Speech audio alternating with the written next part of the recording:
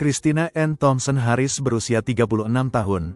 Dia memiliki 2 anak perempuan, termasuk seorang bayi yang baru saja dilahirkannya beberapa bulan sebelumnya. Christina bekerja sebagai manajer di Subway, di mana orang-orang mengatakan dia adalah mentor dan teman bagi semua orang. Christina menikah dengan Jason Harris, yang kala itu berusia 44 tahun. Pernikahan mereka bermasalah karena Jason berselingkuh dengan banyak perempuan. Christina mengetahui hal itu, bahkan saudara kandung Jason sendiri juga memberikan kesaksian yang sama. Di balik setiap kejahatan, selalu ada potongan-potongan kebenaran yang menunggu untuk ditemukan. Tidak ada pelaku yang benar-benar bisa bersembunyi, dan tidak ada rahasia yang selamanya bisa dikubur. Setiap jejak, sekecil apapun, bisa menjadi kunci untuk membuka misteri. Inilah kisah kriminal nyata yang akan kita telusuri hingga kebenaran terungkap. Meskipun pernikahan mereka bermasalah, Jason tidak ingin bercerai. Dia bercerita kepada rekan kerjanya alasan mengapa dia tidak ingin bercerai, yaitu karena Jason tidak ingin membayar tunjangan mantan istri dan tunjangan anak-anak. Jason juga tidak ingin kehilangan hak asuh atas anak-anaknya. Jason hanya ingin Christina pergi dari hidupnya sepenuhnya karena Jason tidak ingin kehilangan semua yang sudah dia bangun. Jason ingin mempertahankan rumahnya dan anak-anaknya. Jason yang serampangan, pernah menanyakan kepada rekan kerjanya bagaimana cara membunuh orang tanpa ketahuan. Dia bertanya obat apa yang tidak berasa dan tidak berbau. Jason pernah mencoba memperdaya Christina dengan menggunakan obat Xanax di air minum Christina, namun Christina enggan meminumnya karena merasakan rasa yang aneh. Jason terus bertanya-tanya, obat apa yang bisa membuat seseorang pingsan tanpa mereka merasakan apapun. Kecerobohan Jason bertambah ketika dia mencoba menyewa seseorang untuk membunuh Christina. Lalu dia menceritakan hal itu kepada rekan kerjanya juga. Jason memberitahu rekannya bahwa dia telah membayar seorang mantan narapidana sebesar $5.000 untuk membunuh Christina. Tetapi sebelum aksi itu sempat dilakukan, mantan narapidana yang disewanya tertangkap karena melanggar pembebasan bersyaratnya. Mantan narapidana itu ditangkap saat sedang melakukan pengawasan pada Christina dan ditemukan sebuah pistol sehingga polisi mengirimnya kembali ke penjara. Tidak berkurang juga kebodohan Jason. Kali ini Jason bertanya langsung kepada rekan kerjanya apakah dia mau membunuh Christina dengan bayaran sebesar $5.000. Namun rekan kerjanya berkata tidak, dan sayangnya rekan kerjanya juga tidak melaporkan hal ini kepada pihak yang berwenang. Ketika semua rencana pembunuhan bayaran itu terus gagal, Jason memutuskan dia harus melakukannya sendiri. Pada malam tanggal 28 September tahun 2014, Christina memberitahu Jason bahwa dia lapar. Lalu Jason membuatkannya semangkuk sereal. Sekilas tampak seperti seorang suami yang perhatian. Tidak seorang pun tahu bahwa Jason telah memasukkan heroin ke dalam sereal itu. Jason telah banyak mencari informasi dan mempelajari bahwa heroin tidak akan berasa dan berbau saat dicampur dengan makanan. Jason cukup percaya diri bahwa dia akan membuat Christina meninggal karena overdosis heroin yang tidak disengaja. Segera setelah menelan beberapa sendok sereal, Christina mengalami kesulitan untuk memegang sendoknya, lalu jatuh dari kursinya dan pingsan di lantai ruang tamu. Jason lalu memberitahu tetangganya tentang kejadian itu, dan dia mengatakan sudah membantunya ke tempat tidur lalu Jason tertidur hingga pagi. Pagi harinya, tanggal 29 September tahun 2014, Jason membawa kedua anak mereka dan pergi bekerja. Saat itu Christina belum bangun dari tidurnya. Lalu Jason mengirim pesan kepada Christina, meneleponnya, namun Christina tidak menjawab. Jadi dia meminta tetangga untuk memeriksanya. Tetangga yang datang memeriksa rumah Christina menemukan pintu tidak terkunci. Christina berada di tempat tidur, dingin saat disentuh, tidak responsif dan mulutnya mengeluarkan busa. Tetangga lain yang berprofesi sebagai perawat datang dan langsung tahu bahwa Christina telah meninggal.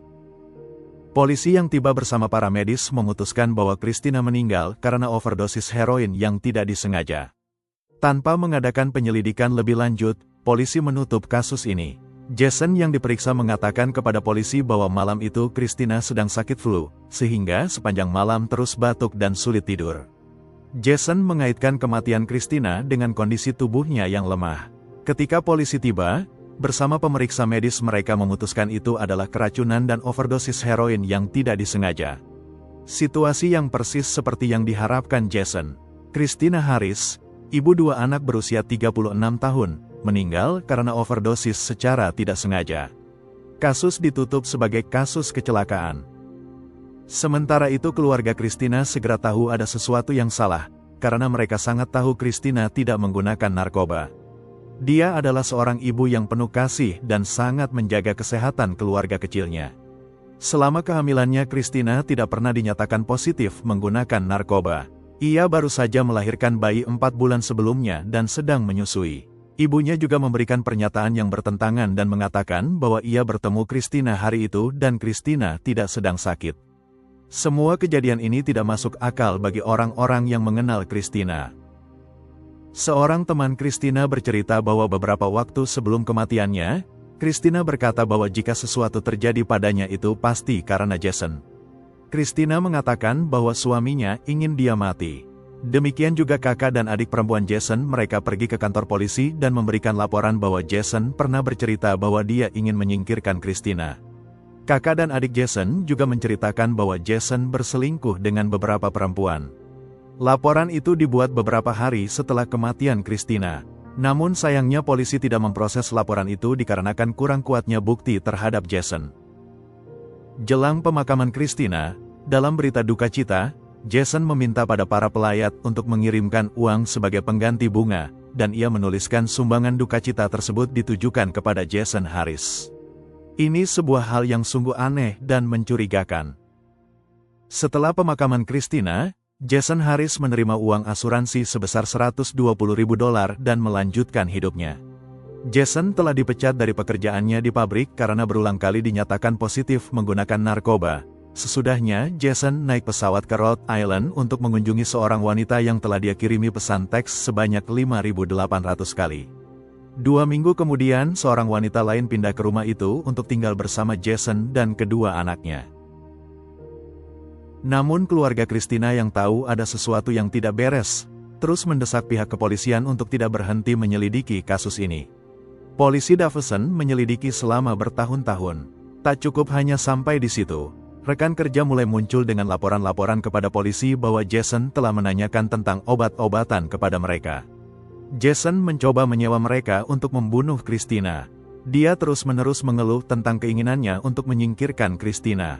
Dia secara khusus mengatakan dia tidak ingin bercerai karena masalah tunjangan anak dan hak asuh. Saudara laki-laki Jason sendiri bersaksi bahwa Jason telah memintanya untuk memesan kamar hotel untuk pertemuan rahasia dengan wanita lain. Saudara laki-lakinya membatalkannya ketika dia mengetahui untuk apa pertemuan itu. Para penyelidik mendapatkan catatan medis Christina. Tidak ada riwayat penggunaan narkoba sama sekali. Mereka melacak setiap kunjungan dokter selama kehamilannya. Tidak ada apapun, Christina bersih dari obat-obatan terlarang. Titik balik penting penyelidikan kasus ini terjadi ketika kepolisian Michigan mengambil alih penyelidikan. Kakak dan adik perempuan Christina mendesak penyelidik untuk menguji stok ASI Christina yang masih disimpan di saat-saat terakhir hidupnya, di kulkas rumah ibunya. Para penyelidik mengumpulkan sampel tersebut pada tahun 2016 dan mengujinya. Tes pada ASI tersebut membuahkan hasil tidak ada zat terlarang maupun obat-obatan lain di dalamnya. Sebuah bukti kuat bahwa Christina bersih. Ini adalah pertama kalinya dalam sejarah Michigan ASI dianalisis sebagai bukti dalam kasus kriminal. Dan itu benar-benar menghancurkan kemungkinan pembelaan bahwa Christina secara tidak sengaja overdosis. Ilmu pengetahuan sudah jelas. Jika Christina menggunakan heroin secara teratur, itu akan muncul dalam ASI-nya. Tetapi tidak ada apapun di sana, yang berarti dosis heroin yang sangat besar dan mematikan dalam tubuhnya pada malam dia meninggal pasti berasal dari tempat lain. Dan semua orang tahu suaminya telah membuatkannya serial itu. Meski sudah jelas dan kuat bukti-buktinya, namun entah mengapa kasus ini mandek selama 5 tahun semenjak Christina meninggal dunia. Baru pada tahun kelima setelahnya kasus ini dibuka kembali dan status kematian Christina dari kecelakaan obat diubah menjadi kasus pembunuhan. Pada Agustus tahun 2019, 5 tahun setelah kematian Christina, pemeriksa medis secara resmi mengubah penyebab kematian dari overdosis tidak disengaja menjadi pembunuhan. Keputusan itu sangat penting. Tanpa itu, jaksa penuntut tidak dapat menuntut Jason atas pembunuhan. Ketika kasus ini akhirnya disidangkan pada November tahun 2021, 7 tahun setelah kematian Christina, pihak penuntut memiliki bukti yang sangat kuat. Mereka memiliki kesaksian dari rekan kerja Jason tentang upaya pembunuhan bayaran, pertanyaan tentang obat yang tidak berasa. Keluhan terus-menerus Jason tentang keinginannya agar Christina mati.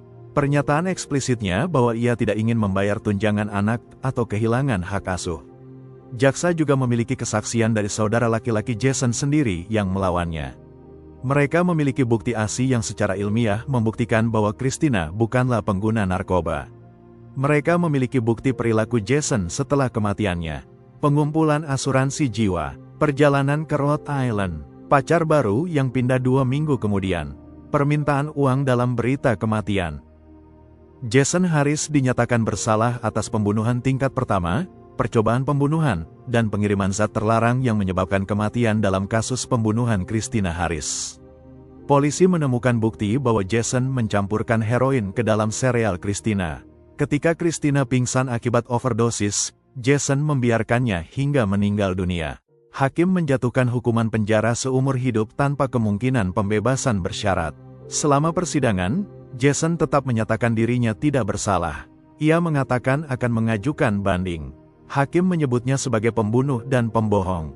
Jason mengajukan banding. Ia mengklaim bahwa ia memiliki penasihat hukum yang tidak efektif, bahwa pengacaranya tidak melakukan pekerjaan yang baik dalam mewakilinya.